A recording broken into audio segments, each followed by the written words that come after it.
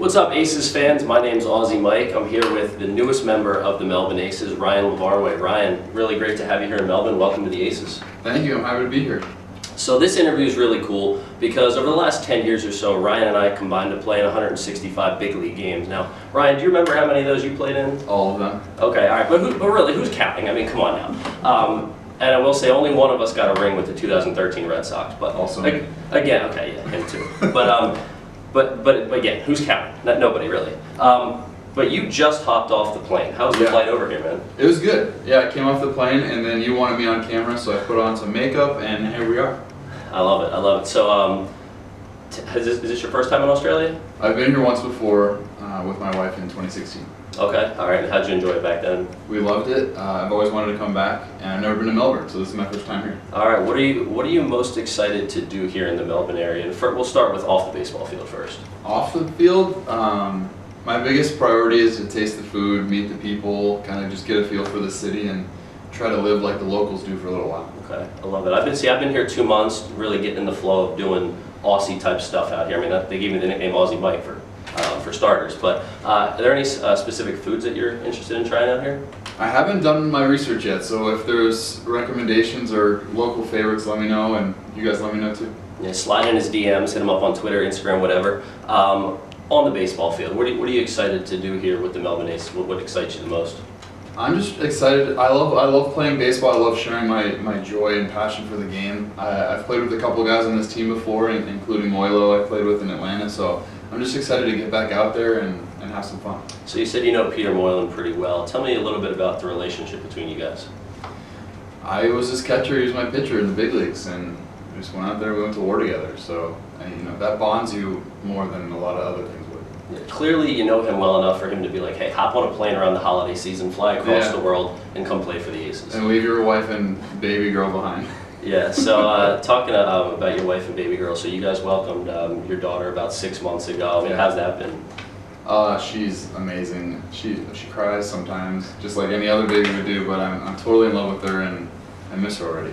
So a while back, right around the time that your daughter was born, you were playing during the 2022 season back over in the States. You tweeted something about dad strength being real. So tell me a little bit about that and what dad strength means to you.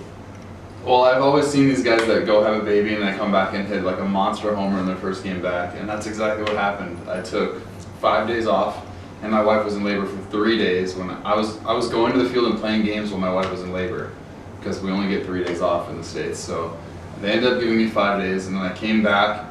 I felt like I'd never picked up a baseball bat before. My swing felt all out of whack, and then I hit a huge homer that day and another one a couple days later, so it felt pretty cool. That's awesome, man. That's awesome, and hopefully we see some of that dad strength out here with the Aces. So you recently started a podcast called Finding the Way. Tell me a little bit about that and how that got off the ground. So my goal was to talk to people that have had success where other people have really tried and failed to do that, and how did you make the difference, and how did you get over the hump, and maybe I can take some tips and tricks and put it in my own life, and maybe the listeners can take something away from it that hopefully they can use in their own life also. So I saw that you had basketball star Jimmer Fredette on for the first episode. How was that, having Jimmer on? Jimmer is an amazingly nice human being, as well as being super competitive and super talented. So he's very humble, he was very easy to talk to, I really enjoyed it, and I've had that experience with all of my guests so far. That's awesome. So if you had to pick one woman and one man who you don't know that you could interview for your podcast, who would they be? Putting you on the spot here. Yeah, I really want to interview, well, The Rock would be awesome, because he's overcome a lot in his life to get to where he is, and now he's one of the biggest stars in the world. And maybe one of the U.S. national team women's soccer players who they've had to overcome so much. I like that. Huge fan of the U.S. women's national team. Also a huge fan of The Rock and his cheat meal Sunday videos on Instagram. Big fan of those. So you played a lot of baseball throughout your career, and you've had the opportunity to play in a lot of cool places for a lot of cool teams with a lot of cool people. You had the chance to play in the last World Baseball Classic. There's another one coming in 2023, and you had a chance to play in this past Olympics with Team Israel. What was that experience like, playing on both those squads? Playing for Team Israel has totally changed my life. I was a person that religion was not a big part of my upbringing, and my dad is Catholic, my mom is Jewish, and we kind of straddled the line, and playing for Team Israel really helped me find my own spiritual identity. And I was embraced by the Jewish culture around the world, so it's really been meaningful for me, and I'm really looking forward to doing it again. That's awesome, man. Well, we're happy to have you here in Melbourne. Aces fans, one of us is going to be suiting up for the Aces wearing number 4 out on the field. You probably know who that is, but Ryan, really appreciate the time and happy to have you in Melbourne. See you guys out there. Ryan LaVarnway, the newest member of the Melbourne Aces. I'm Aussie Mike. It's a wrap for today.